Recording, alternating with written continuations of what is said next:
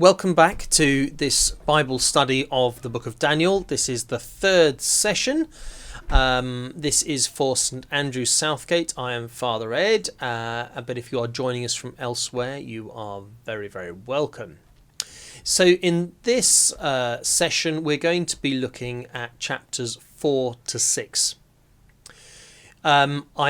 That's quite a lot of text, so I'm not going to read it all as we go along. I will try and put it up on the screen, but otherwise you really want to have a Bible in front of you.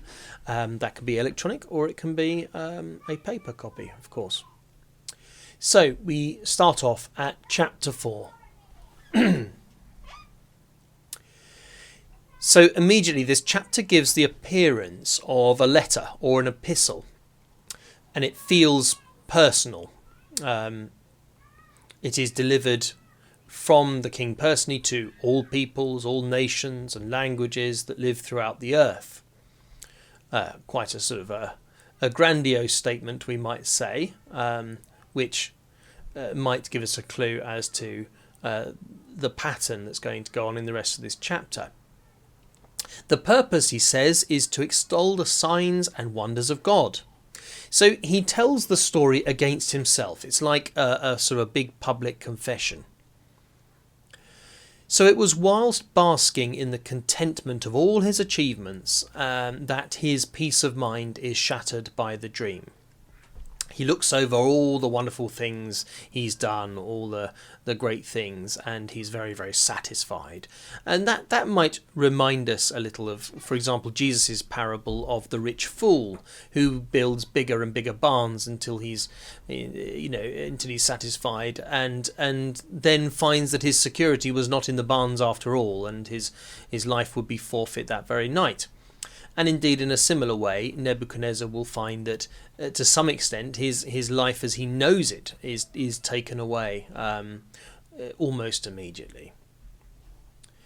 Now, this time, troubled by the dream, the king makes no threats on the lives of his wise people, but none of them, his magicians and all the rest of it, none of them can interpret the dream, apparently, or they're too cowardly to do so, which seems more likely to me, because the interpretation doesn't seem exactly rocket science to me this time. Clearly, the king or the kingdom is going to be brought low. Daniel is identified by his Babylonian name, Belteshazzar, but of course it will be Israel's god, not Bel, the Babylonian god that will be helping Daniel. And he's also said to be blessed by the gods. So there's this tension in this passage at the beginning about what what Daniel is being named and being sort of trained to be, and what he really is. But it also shows possibly that Nebuchadnezzar he's not really a convert, as we might have thought at the end of the last chapter, but he's not really. So, now I want to talk about some of the imagery. The most important thing is the tree. The tree comes up, of course, in Scripture an awful lot. So there's a lot of different ways we could start to interpret this. So let's start with the tree as kingdom.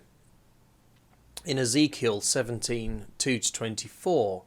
Israel is described as a vine, as a tree that is supplanted, and one of its branches replanted on a high and lofty mountain, becoming a cosmic tree for all nations to shelter within. And then, of course, Jesus takes on that analogy a little bit further, not just talking about Israel, but talking about the kingdom of God. Making room for all people. So in Matthew 13:32, it is the smallest of all the seeds, but when it has grown, it is the greatest of shrubs and becomes a tree, so that the birds of the air come and make its nest in its branches. So we are given this image of Nebuchadnezzar and his kingdom, which are almost synonymous, as a great tree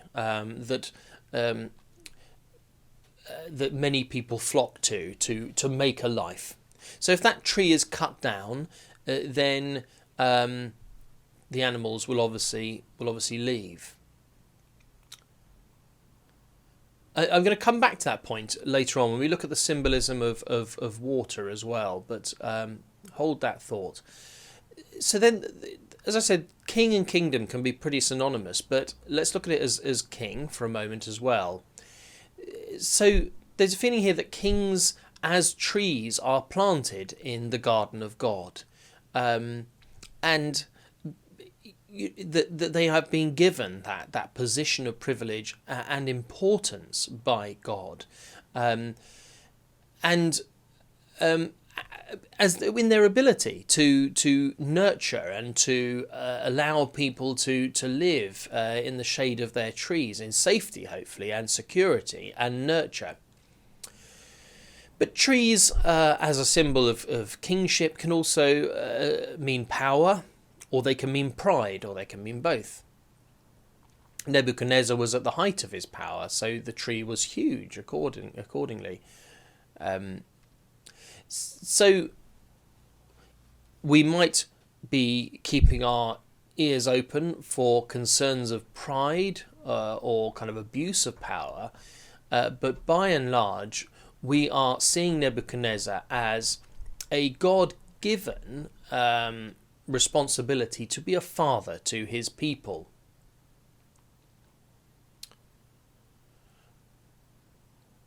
Then there is the tree as wisdom.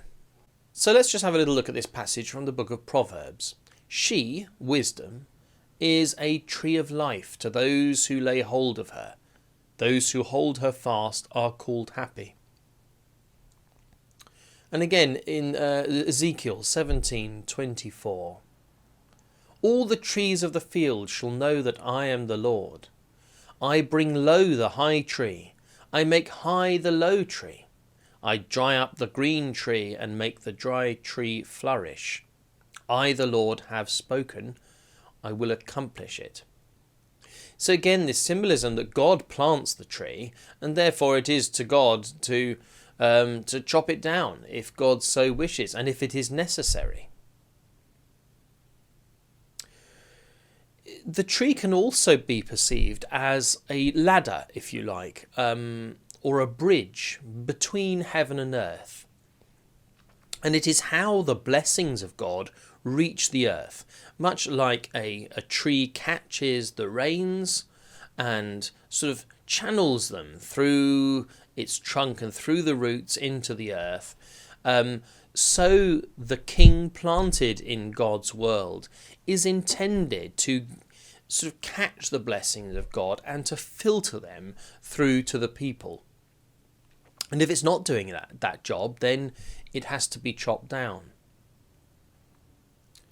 So let's talk about the stump for a moment, because we're told in the dream here that the tree is not to be killed, but its stump is to be left, so that new shoots might be bathed by the dew.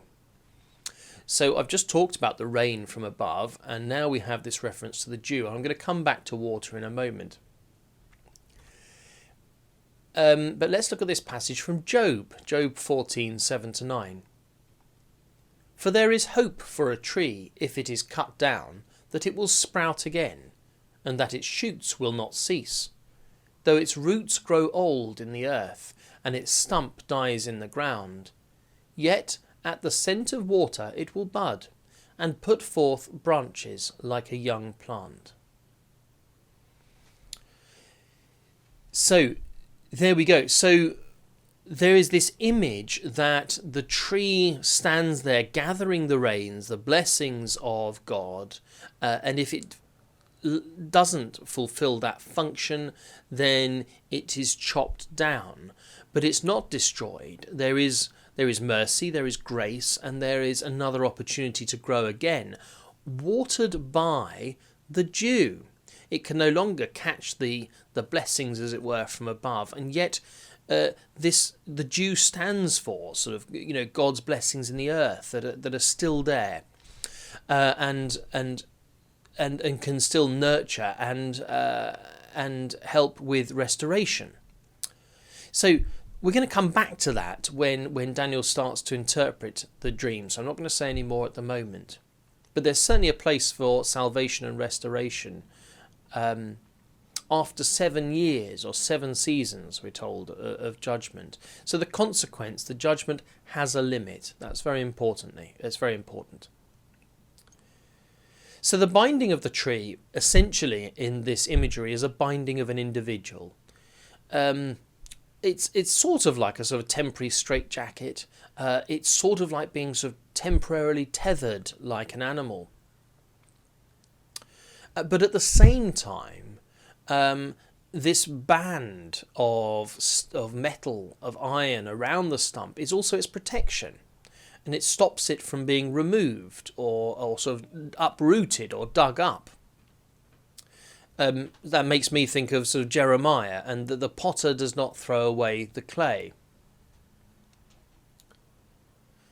Just a little note about watchers.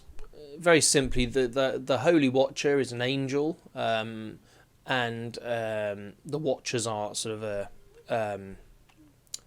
a group of angels, if you like, a designation of angels that come on God's business, and they are the guardians of God's honour. But the decree is issued by God through the Watcher. Right, so we move on to the next section, verses 18 to 33. So the narrative it sort of shifts back into the third person. Don't know why. Maybe it's because the king, as it were, is sort of sinking into insanity, and so sort of can't make account of the events himself. So Daniel is now invited to interpret the dream. And he's invited without any threat of reprisals. And I think there seems to be a real growing warmth between the two men, Nebuchadnezzar and Daniel, now. Daniel is clearly very reluctant to give the king bad news. It may be that he's afraid, but he hasn't shown a lot of fear so far. I think he is genuinely troubled by it. And, as he said, he wishes it was for his enemies, not for him.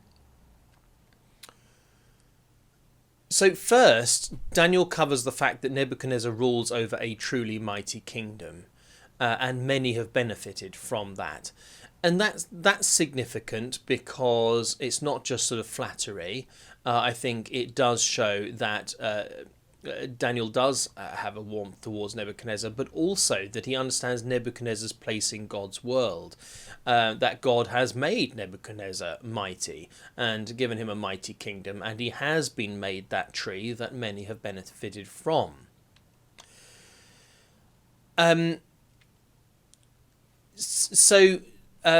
He's sort of diplomatic at the same time as pointing out Nebuchadnezzar's core purpose. Immediately identifying the tree as Nebuchadnezzar, who will be brought low. He will be driven away from human society. Let's just return again to that idea of the dew. So in many areas of sparse rainfall, dew's necessary for the abundance of crops. And dew can be a symbol of God's blessing ever present in the earth, regardless of which tree bridges are functioning or not, if you see what I mean. So dew can be a symbol of resurrection as well.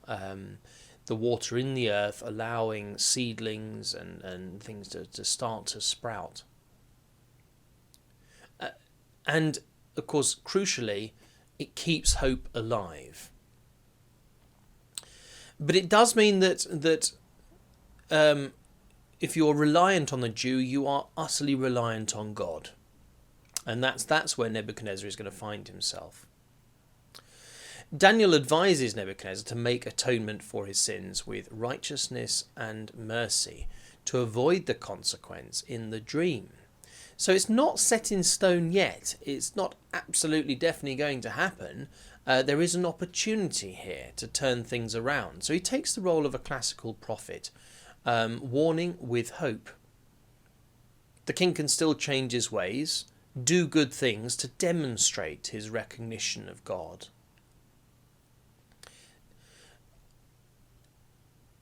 And just a little note about sort of, faith and works. Charity is one way in which righteousness is applied, but it's certainly not the only way. But that is the one presented here. I think that we see a really beautiful sort of case of pastoral care here from Daniel. He comes as someone with no professional qualifications, no self-confidence or reliance, but with love, empathy, mixed with weakness. And I think that probably is a fantastic definition of pastoral care. The king needs this pastoral care to help him reflect personally on the dreams and events, not just give them general significance. It's one of the challenges of pastoral care is having to give people uncomfortable truths. And, just being nice is not always the best thing to help someone. Pastoral care is about moving someone from one state in which they are bound to a state in which they are freer and in a better relationship with God. But after a year, sadly, he's not a changed man, and we know this because he talks of the kingdom I have built. My mighty power, my glorious majesty. Probably wouldn't go down too well with all the slaves and labourers who actually built all of these incredible palaces of his and toiled out under the sun and all that sort of thing. But Nebuchadnezzar very much sees himself as the one who has done it all. So we are then given this, I suppose, comic and tragic contrast between Nebuchadnezzar, the mighty great tree, and then Nebuchadnezzar, this figure crawling around on all fours. The details of the long hair and the long fingernails like claws, they give us a feeling not only of an animal, but a wild animal. Yes, sort of unkempt and lost. So to deny God's place in our world and in our thinking is to be subhuman. And I don't even think you can. I don't even want to say animal. I want to say it's beyond that. He sinks to a state of chaotic beast. The tree must have its mind changed from that of a human to that of an animal. In that it needs to find a reliance, I suppose. I think we call the condition these days, just looking on my Wikipedia here, yes, zoanthropy. There we go. Where we get the superstitions about werewolves and things like that. There's a very real psychological condition where people believe they are animals for a while. And actually, an interesting aside is that one of the Dead Sea Scrolls attributes the whole story about becoming animal-like for 7 years to a different ruler, to Nabonidus, his son. So we don't know if this bit of history has been moved, as it were, onto the person of Nebuchadnezzar to give us a theological truth. Either way, it's a classic trope of Greek tragedy where hubris leads to nemesis. Only when only when the king has learned that it is God who has put him on his throne will his kingdom come alive again. Only when one knows that they have nothing to give without God and can do nothing without God, that they receive the kingdom of heaven. And blessed are the meek, for they shall inherit the earth. And I wonder if maybe this rang particularly true for the Jews under Antiochus Epiphanes and his terrible persecution of them, because they were going through their own kind of being brought low. In this, similar to that happened to Nebuchadnezzar, or also during the exile. And indeed, the classic prophets do say this is an opportunity being brought low to reflect and to repent. Perhaps we're going through one of those times right now with the COVID crisis. Certainly, it's a well known to theology having a sort of an individual dark night of the soul. But I think communities can also certainly have that as well, be reduced to a stump that is still protected and guarded and loved and nurtured by God, but one that has to spring forth in a different kind of a way. There was a danger, of course, that Nebuchadnezzar could have come out of that experience embittered and angry rather than positive and sort of praising God. And so I think there's something for us to reflect on there about whether we allow ourselves to come through trying experience for the better or for the worse, whether we allow them to embitter ourselves or give us fresh hope. So human authority in the Bible is essential. It's an important thing, very important, but it should be seen as derived from God. God can bring down the mighty and make the lowliest people sovereign. So God must have the power also to elevate the exiles over their captors, which I think is very comforting. Right, we're going to move on to verses 34 to 37.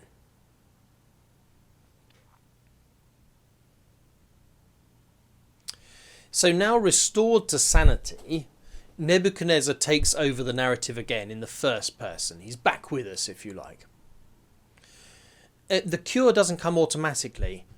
Something has to happen from him first. Nebuchadnezzar lifts his eyes to heaven. In other words, he acknowledges God, acknowledges the power of God, and he looks to God for help. Now he's no longer seen as praising himself, but praising God. Particularly in this case, God's truth and justice. Truth because God acted as promised, and justice because he dealt with the king fairly. Twice he mentions his reason, his reason being restored to him. So that's very interesting because his reason, it seems to be restored by faith, by self-reflection, by orienting his life towards God. So what looked like sort of reason before and control was in fact a form of madness. And then this being brought low that looks like a madness is in fact certainly on the way to finding reason again. That is a riddle and one that needs reflecting on. I think certainly what we can say is real sanity begins with a realistic self-appraisal, I think. And we can go through life thinking that we understand ourselves and know what we're about. And actually we can be being controlled by all kinds of unconscious parts of ourselves. And this is, of course, very much the work of psychotherapists and counsellors and that too, to help us find real sanity, as it were, sometimes after many years of self-reflection. In more simple terms, Nebuchadnezzar, who is, a dictator, if you like, well, he's certainly a sort of megalomaniac, and I'm sure we could think of many comparisons in our world today. What he really needs to find sanity is to find something bigger than himself to live for. I think we can understand that. Jesus said, what does it profit a man to gain the whole world and forfeit his life?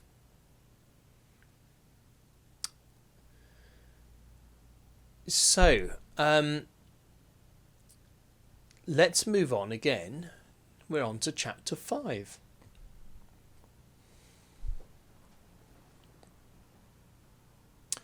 And we have moved, without any explanation or indication of date, we have jumped to a different era.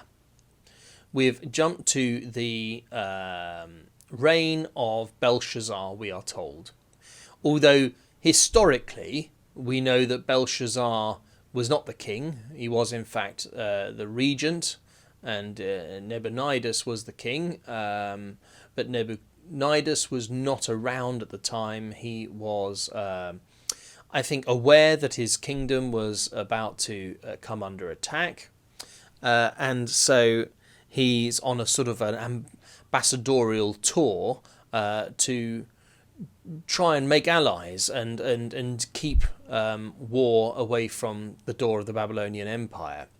So this is a time of stress on the empire, and as we will see by the end of this story, it is the very end of the Babylonian Empire. So here we are with Belshazzar. It opens this chapter with the same phrase as chapter 3, when we are told Nebuchadnezzar, the king, made a statue. Yeah. Which at the time, back in chapter 3, was a surprise after the end of chapter 2, when Nebuchadnezzar had a dream about a statue being smashed up, that he should then go on and make a statue. The king made a statue. Now, after chapter 4, when we have this great story of Nebuchadnezzar believing he's an animal, for all those years and all that, we would expect something quite different again from the next ruler, but instead we don't. The king made, this time, a great festival. A great party, if you like. We might also be alert to what might happen because of the new king's name. Belshazzar means Bel, the god of one of the gods of Babylon. Bel, protect me. So this ridiculously huge, over-the-top and decadent party again demonstrates the grandiose claims of a Babylonian king. And the fact that the wives and the concubines were all there, this certainly suggests that this was a riotous occasion and maybe had a sort of an orgiastic nature as well. The king has been drinking, rarely a good sign in the Bible. It doesn't normally end well. And then, filled with Dutch courage, the king does something incredibly wicked and grotesque. Something his predecessor Nebuchadnezzar would never have thought of, having kept the treasures of the temple somewhere, we imagine, safe. Belshazzar decides to get them all out and to eat and drink from them and to use them in his party. Of course, these were not only revered by the Jewish people, but they were especially revered because that was all that was left of the temple. Worse than taking them, we are told that the treasures are used to toast the gods of their kingdom, or idols. As if to sort of really remind us of what the real purpose of those cups was for, we are told again that they were from the temple, the house of God in Jerusalem. So they are intended for the consecrated priests of Israel to use in public worship and for the praising of God. Their function in this banquet is quite different indeed. So we're now going to add to the list of sins of Babylonian rulers the sin of blasphemy. We should also not forget, of course, that later on, in the 2nd century, Antiochus Epiphanes also loots the temple for its treasures. So the people at that time reading the book of Daniel would be glad to hear that God would punish such sacrilege. Holy essentially means something that is set aside for a certain reason by God, for God's purpose. If then the king does this with the holy vessels, then what might he do to God's holy people? Equally, if God reacts to the sacrilege of his holy vessels so definitely and immediately, how much more will God react to any sacrilege of God's people? That is a great comfort. So we move on to verses 5 to 16. Immediately, God acts straight away. Of course, we don't know if everyone in the room can see the hand, although they must see the message in order to interpret it or be able to. So this is yet another miracle in Daniel that only appears to be seen by the one it is intended for. Now, the phrase limbs gave way, it's often been said by translators that it could actually mean that his bowels gave way. So we're given a real picture of someone who thought they were very mighty indeed, but has been reduced to a quivering wreck, entirely out of control, even of his own body. So then enters this really fascinating cameo, the Queen. Obviously alerted by the commotion, in she comes. She obviously wasn't at the banquet, probably because we're talking here not about Belshazzar's wife, but we're talking about the Queen Mother, or in fact, the Great Queen Mother. We're probably talking about Nebuchadnezzar's wife. I suppose not the person you want around if you are Belshazzar and you're having a great party and an orgy and all the rest of it. So we also think that it's, this sort of the Queen Mum, as it were, because only someone of her age and status could be so bold as to come in at this point and to speak some truth. And she links us with the era of Nebuchadnezzar and reminds us of the last chapter and reminds us of Daniel's past and importance. She may even be the woman called Nitocris, which we know from other sources she was widely regarded as a particularly wise woman. And she was the one who ordered the fortification of Babylon against the Medes and the Persians. She is the voice of wisdom, but she's also an unwelcome voice, the voice of the dead king, and of repentance and all sorts of other things. She reminds the new king that Nebuchadnezzar had named Daniel Belteshazzar, protector of the king. It feels as though she knows that Belshazzar knows all about Daniel and the events involving Nebuchadnezzar, but he doesn't want to learn from them.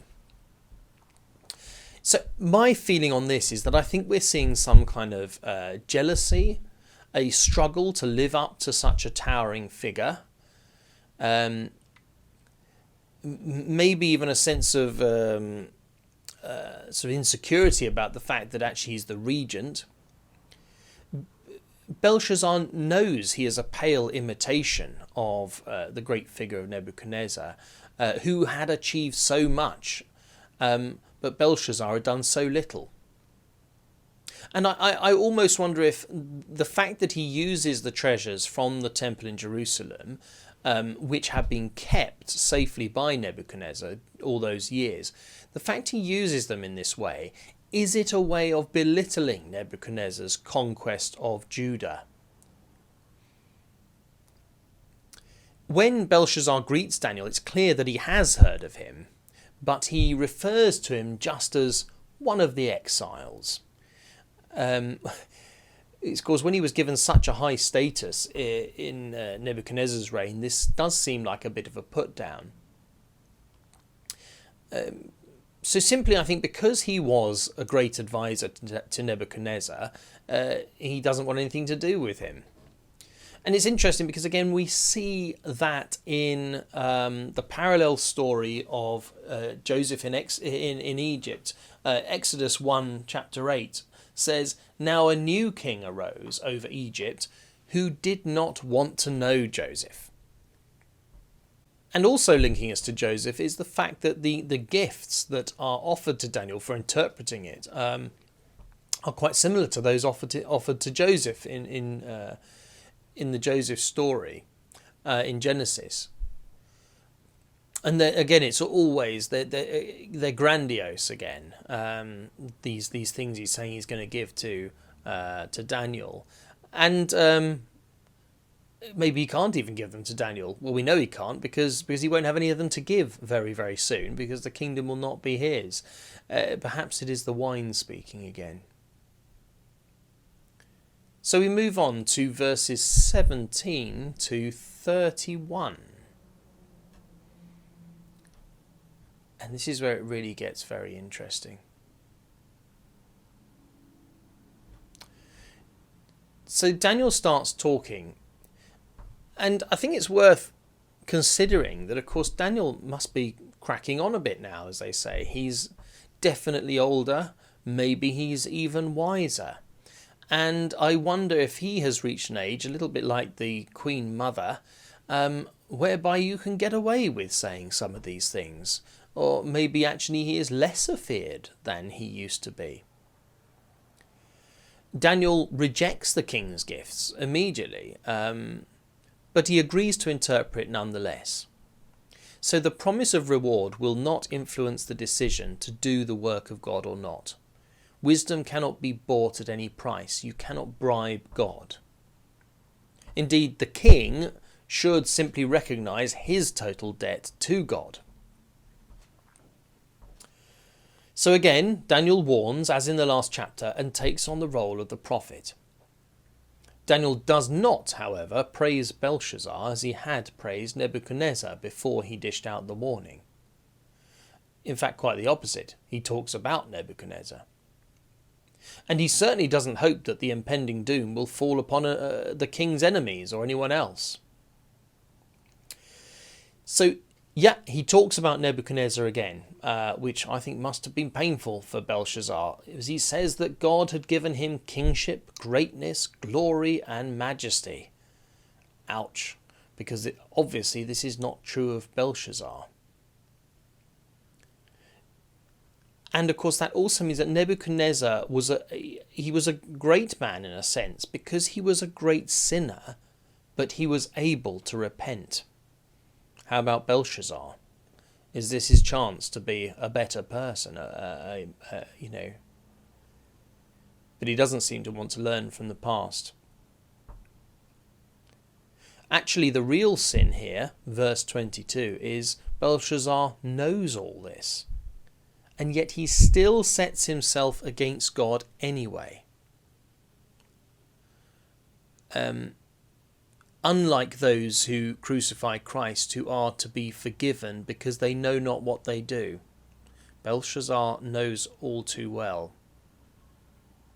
And yet, even still, we see God's mercy, because God is still there for Belshazzar. He was there in the person of Daniel, his representative. So we're going to come to the writing on the wall, which I'm sure is what we're all really interested in. Mene, mene, tekel, parsin.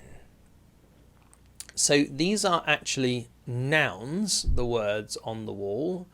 Mene or mina is a well-known weight. If you want to look it up, you can see it referred to in 1 Kings 10:17. Tekel means the same as shekel, which we do know, and that had a value of 1/50th of a mina, of a mene.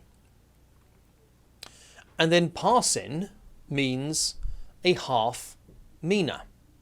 So these are amounts, these are weights and measures. It's often been suggested that these might be amounts that you could see written by stewards at a banquet, a little like a kitchen stock list or order list. It's further been suggested that Belshazzar knew his kingdom was under threat and was perhaps drinking himself into a stupor to cover the feelings of anxiety.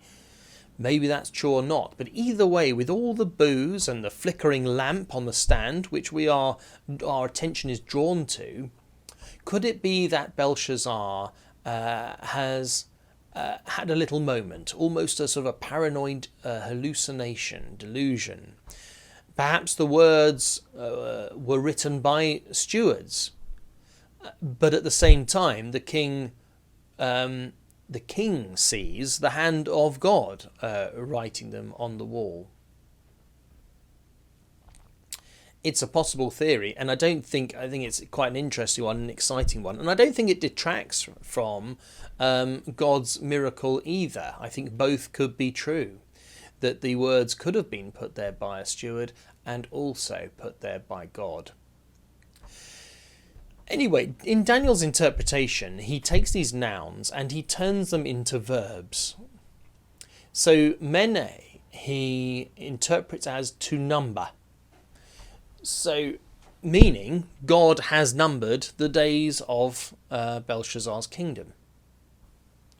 Tekel he translates as to weigh, as in the king has been weighed on the scales and found wanting.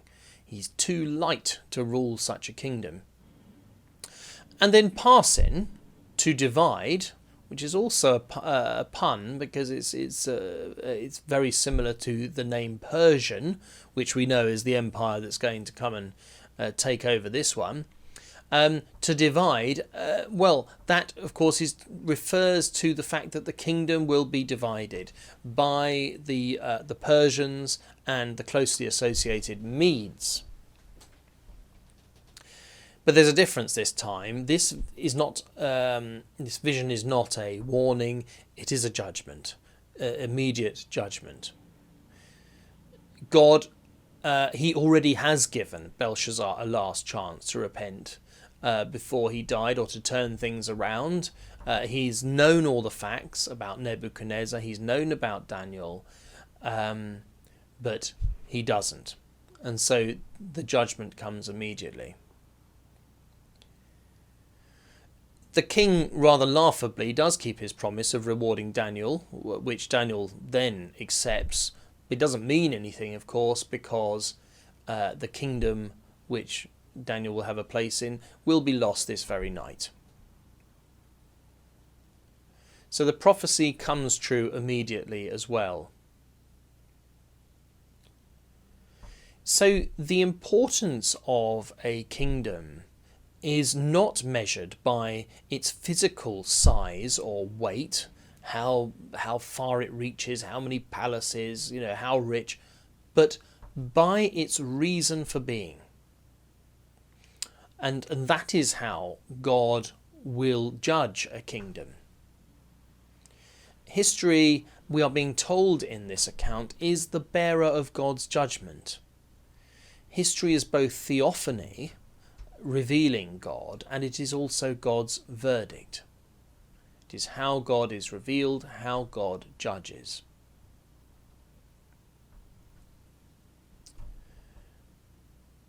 So we're going to move into chapter 6, verses 1 to 9.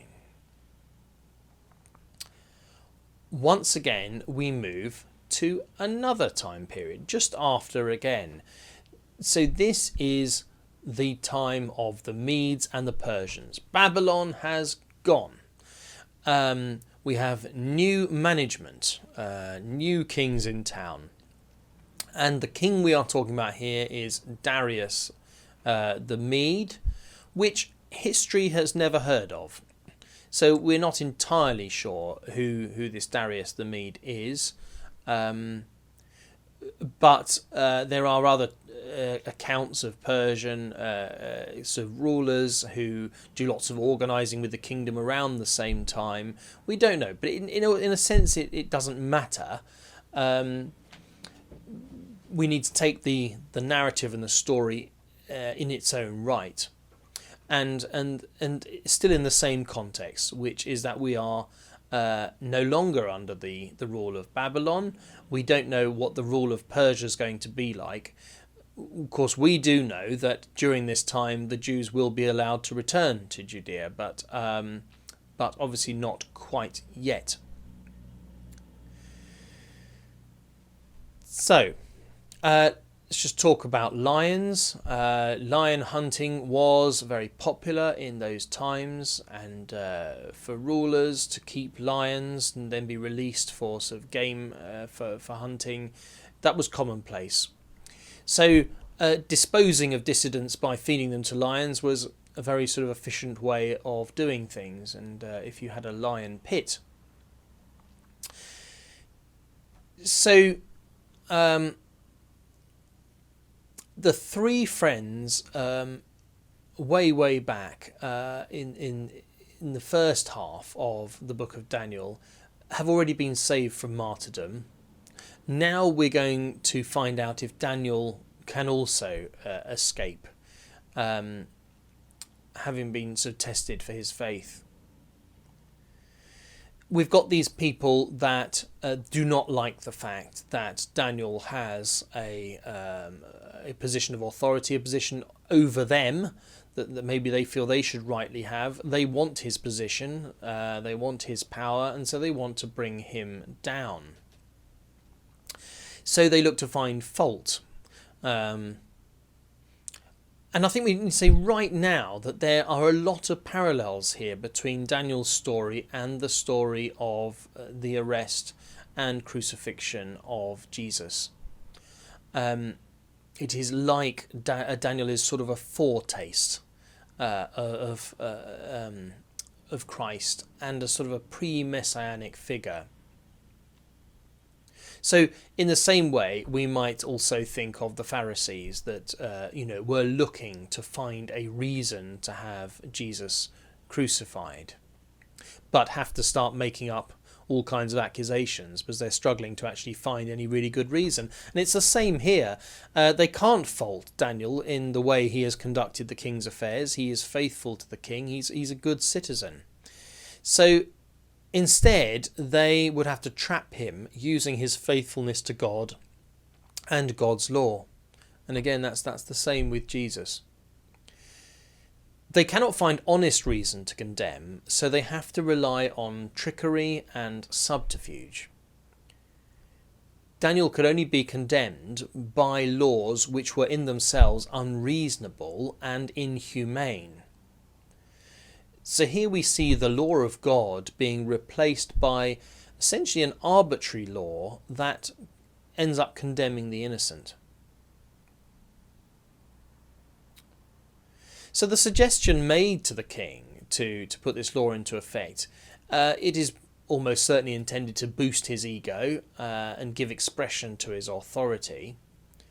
The idea of the king being worshipped as divine was not part of the culture at the time, but almost certainly reflects the worship of kings at the later time of Antiochus Epiphanes.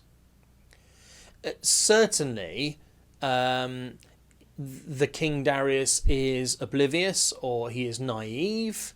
Maybe he does not understand the kind of people he is now ruling over and does not realise the effect this law would have on some good citizens. He certainly is arrogant. He cannot foresee any problems, perhaps. So then again, he's not portrayed as a bad guy, Darius. He seems to be positive towards Daniel, and we have no other sense that he's a baddie. And in fact, as the story goes through, we find that he really is gutted that this is what has happened, this is the situation, and is hugely relieved when Daniel is okay. But it is like one of those sort of archetypal stories of kindly but foolish and witless rulers who get caught being sort of, they get caught out, tricked into doing the wrong thing by scheming conspirators who are around them. These kind of sly advisors, and then the hero, of course, is the victim. So we might think of in the Bible Herod with John the Baptist, although he's hardly benevolent, but it's a similar sort of a thing. We might think of Pontius Pilate. Certainly, I think it's a trope that Disney loves to pull off. Thinking particularly of Aladdin, and The Little Mermaid as well. Both stories where you have a benevolent but foolish ruler who is sort of tricked by his sly advice. So I suppose here we have like a different example of human limitation and of the limitation of human authority. The list of conspirators grows. Apparently, they insist Darius signs the document so that it cannot be changed according to the law of the Medes and the Persians, which does not change, we're told. An edict sealed with the king's signet cannot be revoked. Of course, it is much easier on our conscience if we can blame a system than an individual. And it's quite hard, I think, to work out who is guilty in this situation of this unjust, unjust attempt at Daniel's life. Legally and morally are two different things on this occasion. I think it's also worth pointing out that these people's hatred and their jealousy, it finds its fullest expression and satisfaction in an attempted murder. And I wonder if that's what was meant in 1 John 3:15, where we are told all who hate a brother or sister are murderers, and you know that murderers do not have eternal life abiding in them. So we're given this a picture that there's only really two options. There's only life and death, creation or destruction, God or standing against God. And all these sins, they will eventually lead to murder. That's where they're going to find their fullest expression and satisfaction. But murder is the symptom of the problem, if you like. And I think that the problem continues for the Jews in diaspora today, that success very often only causes envy and the malice of rivals.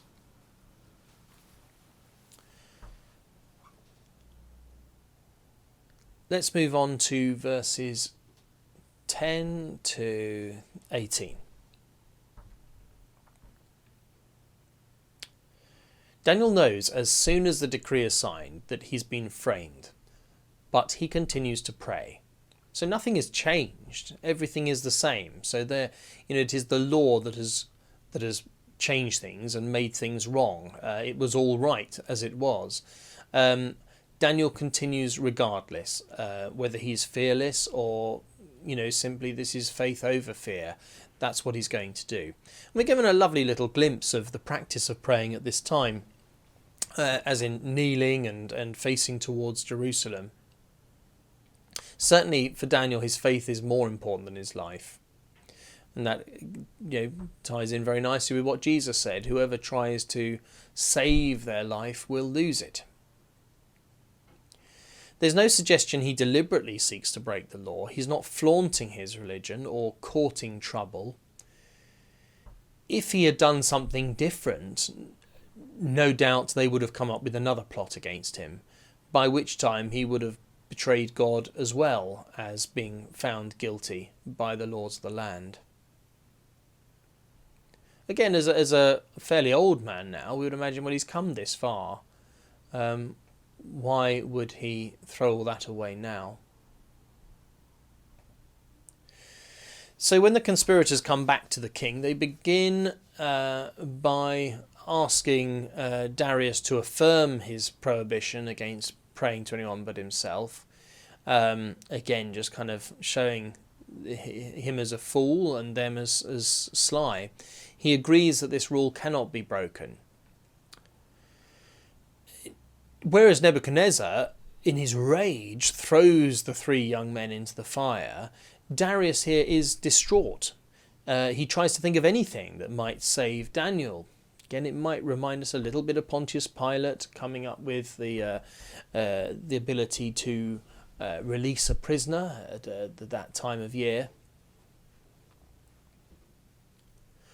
Nebuchadnezzar, again, when he throws the young men into the fire, he taunts them that no god could save them. But Darius almost makes a prayer that God will save Daniel. So the den is then sealed to make sure there can be no escape, and the king's seal is used to prevent it being tampered with. But again, to echo, I suppose, the finality of the signing of the edict, he's gone and done it. He's signed the document, and now he's having to seal the tomb even against his own will. And that sealing of the tomb, again, will remind us of Jesus' tomb. Darius, then we're told, has a totally restless night in misery.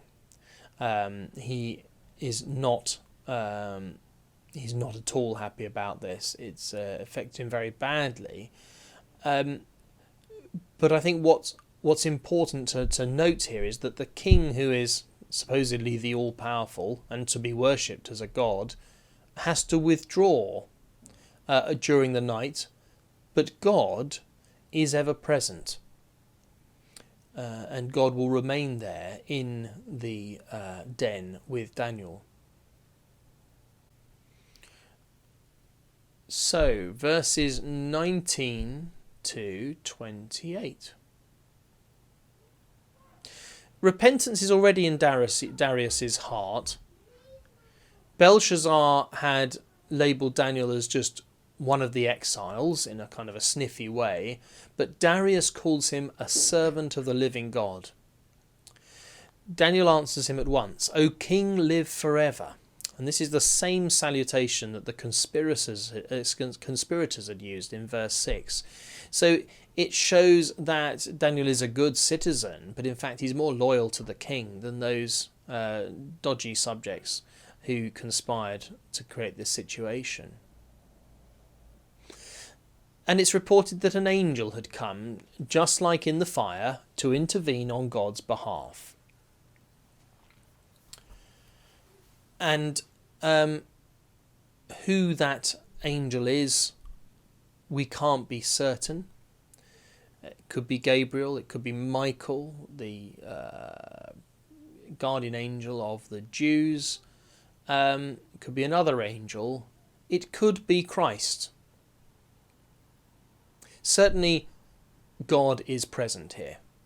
That's for sure.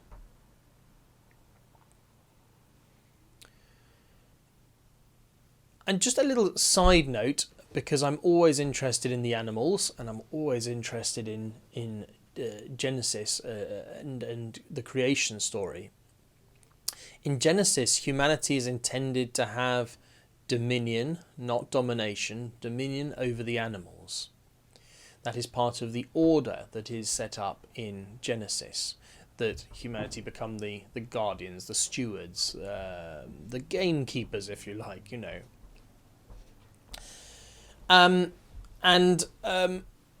in Genesis, we see that rightful order turned upside down when the snake gets one over the humans. And then, as a punishment, the snake is then returned to slither around on the earth to be below the humans again in the rightful order. But the snake consumes the dust, and the punishment for humanity is that they will become mortal, they will return to the dust, and the snake eats the dust, thus essentially still having a sort of a grip over humanity.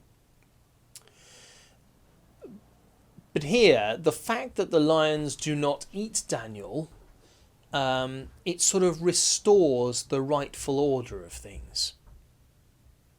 Certainly, the animals have more sense than the king. It's a bit like with sort of Balaam's ass.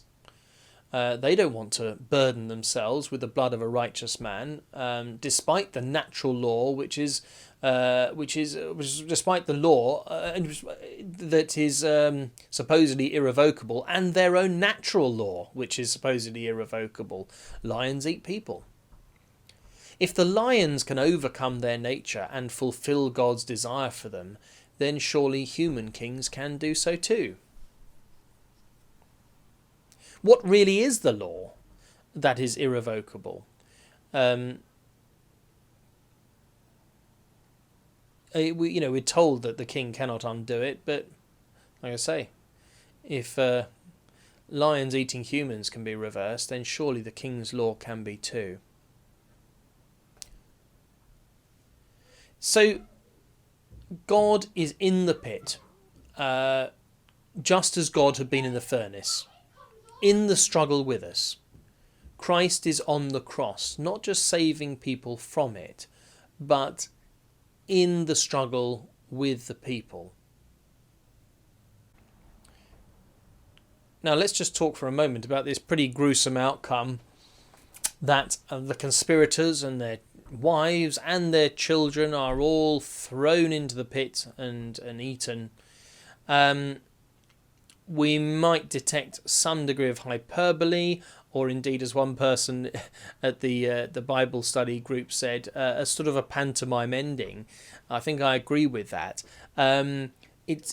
It's a bit OTT. The conspirators plus their wives plus their children could amount to an awful lot of people.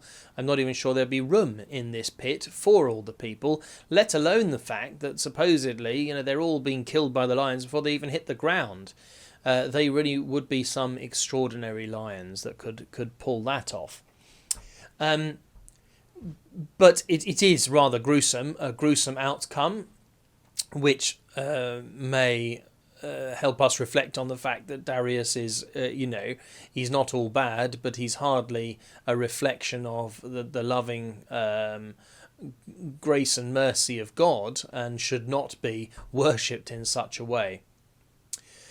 But really, this punishment, if you like, this consequence, is no more or less than the law in Deuteronomy calls for. So Deuteronomy 19, then 18 to 19.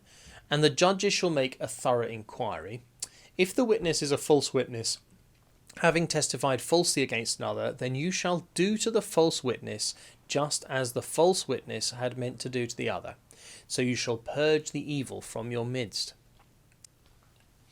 But let us not forget, of course, the simmering anger of the exiles and the victims later on of Antiochus Epiphanes. And of course, this detail is told without either approval or disapproval. It's just a fact. This is what happened at the end of the story. The moral of the story, if you like, for the Jews listening is that Judeans living in a foreign court had better trust God, even if keeping the law meant getting into trouble. Darius's reaction is to order his subjects to worship Daniel's God, but again this does not mean he stopped worshipping his own gods as well. But it is a step up from Nebuchadnezzar, who says he will punish those who say a word against God. Now Darius positively commanded people to worship God, although he still commands them. And that again, I suppose, shows that possibly the lesson hasn't been learned about creating decrees which can become sort of absolute and therefore unjust. So again, the lion's pit functions as a parable for the exile. The experience of Daniel reflects the experience of every Judean in the diaspora, who find themselves essentially in a den of lions in foreign courts, awaiting a resurrection, a new freedom, and praying and hoping that God is with them the whole way through. What I think is definitely true is that what we are being told here is that whatever has occurred is valid for all time and even for eternity. God will end kingdoms when God sees fit, but until then will use rulers for his own purposes. The people of God will be saved, the persecutors will be destroyed. The forces of evil may delay and frustrate history, but they cannot prevent it reaching its goal. And for all of us in our day-to-day lives, Daniel here gives us a glimpse of the kind of courage and moral stability and spiritual vigour that many of us need, or we want, or we lack. The importance of a discipline of prayer, that everything else then fits into place. It tells us that law and order is only good when the system is good and the laws are fair. The devil can function just as well under the guise of codes of law and order as he can under the guise of permissiveness. Jesus rages against the Pharisees, who were all about the law, because the devil can work through conservatism just as much as through revolution. He works just as well in council chambers as in drugs dens. So I hope you've enjoyed that session.